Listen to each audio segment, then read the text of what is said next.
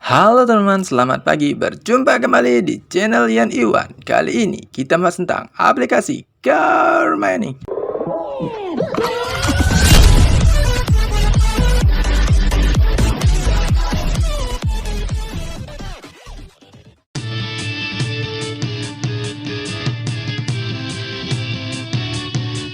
Selamat pagi, berjumpa kembali di channel ini. Nah, di sini teman-teman ada updatean terbaru dari CoreDAO. Apakah itu? Di sini kita langsung saja lihat, teman. Tapi sebelumnya saya lihatkan dulu untuk update yang ada di aplikasinya. Nah, di sini kita bisa melihat untuk updateannya seperti ini, teman. Untuk jumlah koin airdrop 4,7 miliar. Di sini jumlah klaimnya di sini 4,01. Nah, di sini sudah melewati target ini. Apakah ada tanda-tanda? Dan sini kita lihat di sini proyek, teman. Proyeknya baru 71,94% untuk proyek tes Queen A, B, C untuk airdrop ini. Nah, bukan ini untuk berita terbarunya namanya. Kita coba lihat di bagian announcement apakah ada berita terbarunya di new versi. Nah, di sini pun tidak ada di pengumuman airdrop di aplikasi Satoshi-nya. Nah, di sini kita langsung saja melihat Discord dari aplikasi ini. Nah, Discord aplikasi resmi untuk sosmed CoreDAO ORG. Nah, di sini kita bisa melihat ada 4 notif, teman. Di sini saya belum buka, sengaja saya belum buka, saya juga belum mengetahui untuk berita terbarunya. Langsung saja kita lihat bersama-sama, teman. Nah, di sini ada general, di sini ada Twitter feed.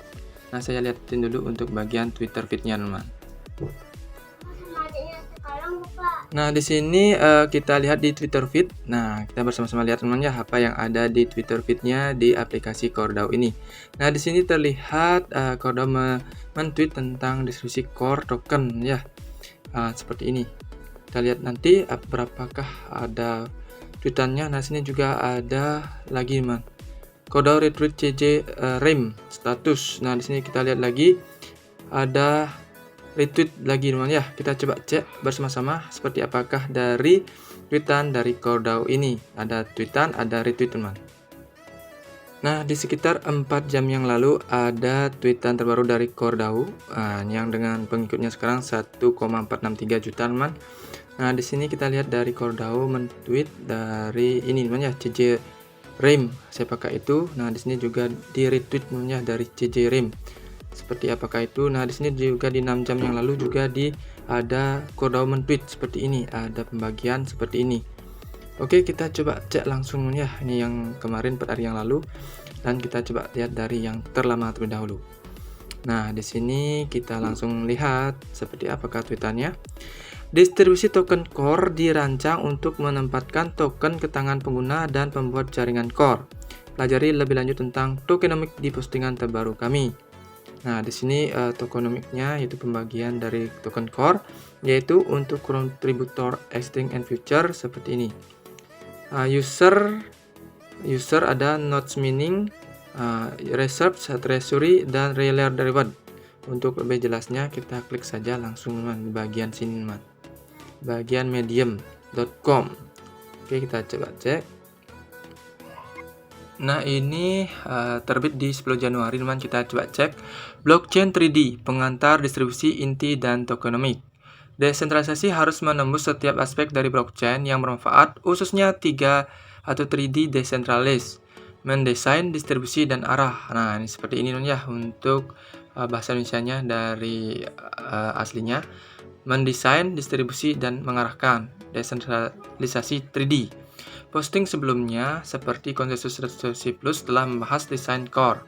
Posting ini memulai diskusi seputar distribusi desentralisasi Core, pengaruhnya terhadap arah Core dan bagaimana Core adalah blockchain 3D.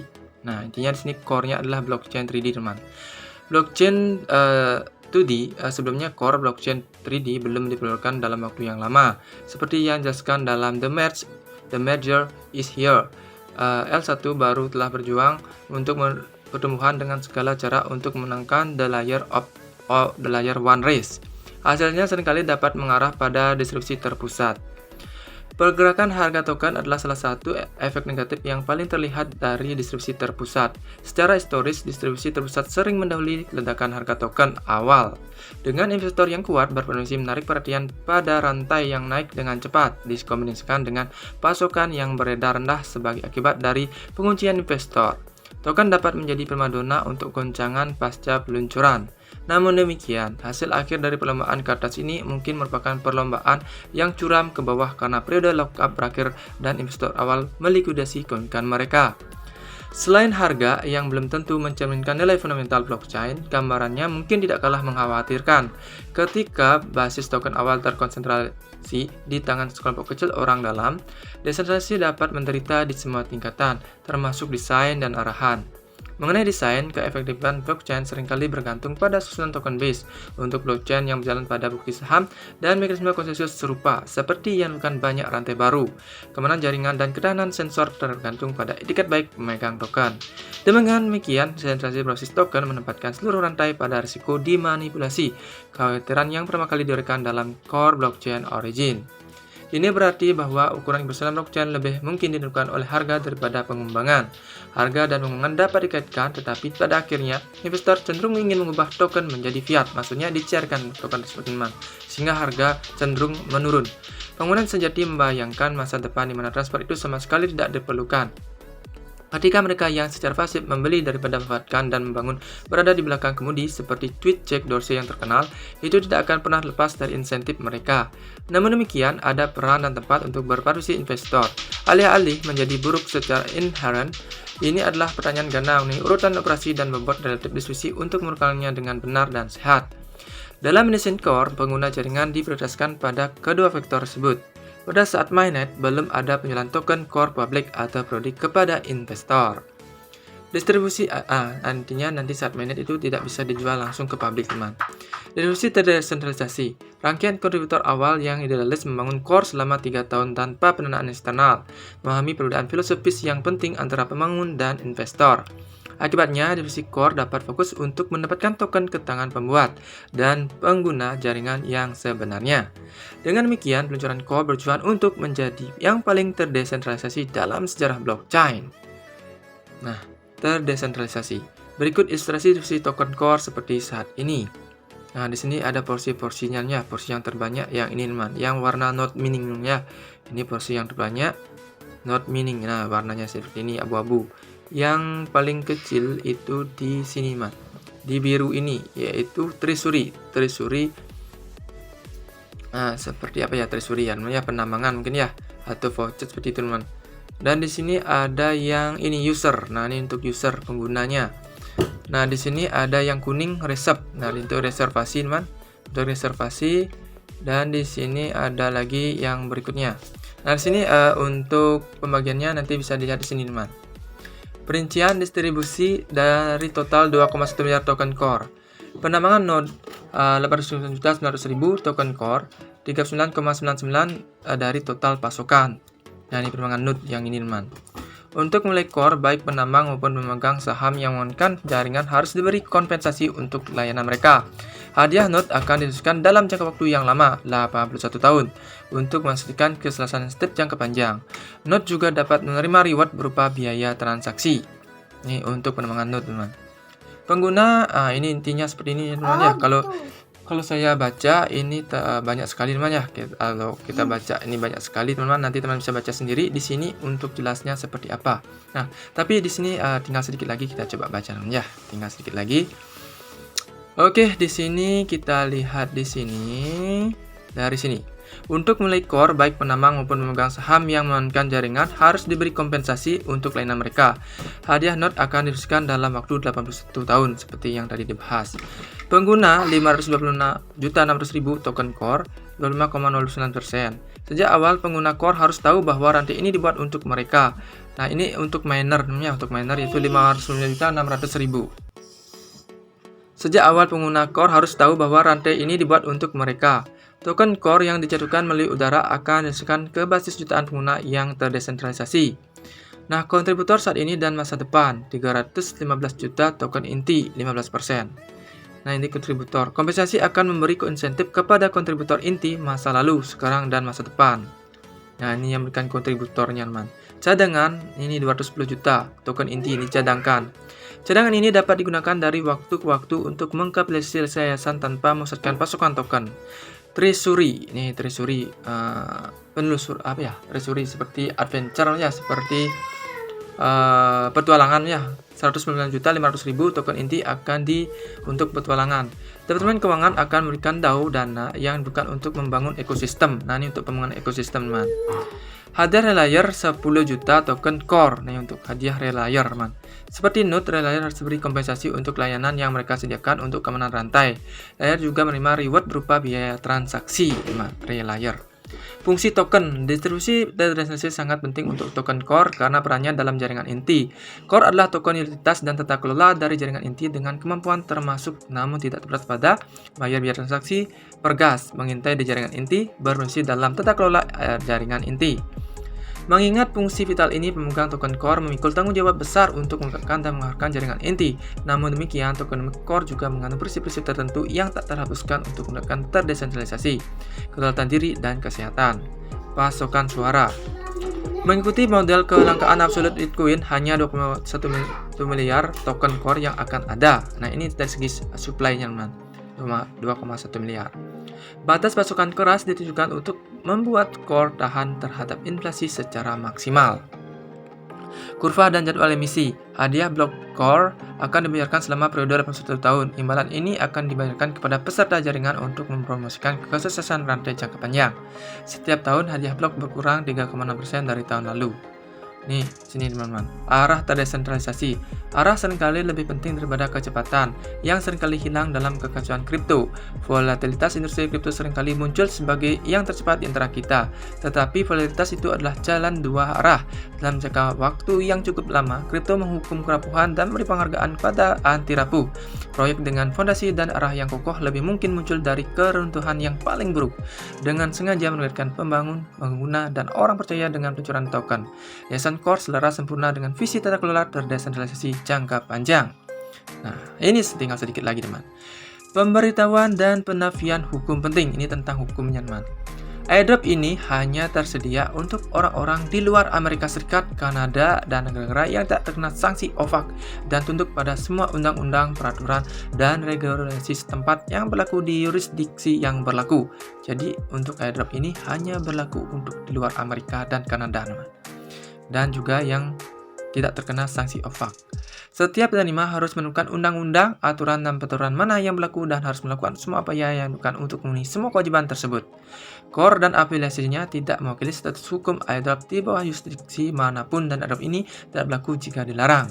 Selain itu, tidak ada dalam postingan ini yang dapat ditafsirkan sebagai nasihat dalam bentuk apapun, termasuk nasihat hukum, bisnis, atau pajak. Airdrop ini bukan merupakan penawaran untuk menjual atau ajakan untuk membeli investasi apapun, jadi tetap Dior. Jadi jika dalam suatu negara aturannya tidak mendukung untuk airdrop ini, jadi airdrop ini dilarang, seperti itu, teman. Oke, dari segi yang tweetan pertama, kita langsung sambung ke tweetan berikutnya, teman. Nah, di sini 6 jam, yang ini yang 5 jam. Ada 3 berita ya. Kita coba klik di 5 jam ini. Cordao meretweet dari CC Rame. Nah, kita coba klik seperti apakah ini. Oke. FTX. Nah, FTX teman-teman. FTX bukanlah akhir dari jalan untuk kripto. Keruntuhan jauh lebih melambangkan masalah yang ditangani kripto daripada yang diperkenalkannya. Tuntutan untuk sistem di mana kepercayaan terletak pada kode daripada manusia sudah jelas. Nah, coba kita klik di sini seperti apa, teman? Oke, kita klik di sini. Oke, jika kita klik tadi, sini larinya ke Nasdaq, teman. DeFi, SEFI, dan panggilan bangun FTX. Nah, coba kita lihat, teman, oleh CJ Rame. Di permukaan, keuangan terdesentralisasi DeFi dan keuangan terpusat atau CeFi tampak berlawanan. Namun selama beberapa tahun terakhir, DeFi dan CeFi telah saling melengkapi, masing-masing menyediakan infrastruktur terdesentralisasi dan Om6 yang sesuai untuk kripto tumbuh di masa-masa awalnya. Meskipun demikian, menempatkan mereka di bawah satu payung kripto telah menggabungkan batas yang membedakan tanggung jawab masing-masing. Bencana FTX telah menelusuri kembali garis itu dengan penanda merah cerah, menggambarkan apa yang bisa terjadi ketika perusahaan terletak pada orang, bukan pada sistem dan kode. Nah, di sini dari pengalaman FTX itu, kita intinya di sini memperbaikinya, ya, daripada memperkenalkan kripto dari awal. Intinya di sini kita harus memperbaiki sistem dan kode, bukan percaya pada orang tertentu, teman, ya. Intinya bukan percaya saja, tapi sistem dan kode harus diperbaiki. Nah, kalau kita baca di sini intinya seperti itu, teman. Oke, nah di sini kita bisa nanti teman bisa baca-baca di sini teman ya, karena di sini terlalu banyak sekali untuk yang kita baca, jadi teman bisa baca sendiri di sini.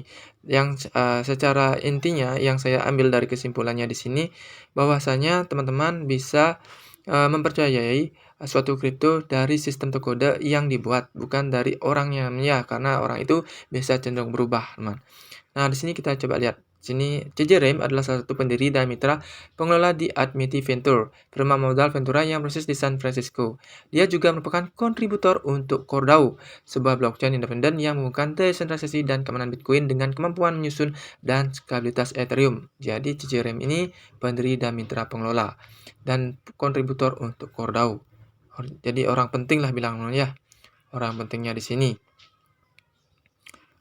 Oke, nanti Mas saya cek-cek sini, saya hanya bukanya dan teman-teman bisa melakukan ya langsung mencek sendiri teman-teman, karena di sini panjang sekali, nanti durasinya terlalu lama teman.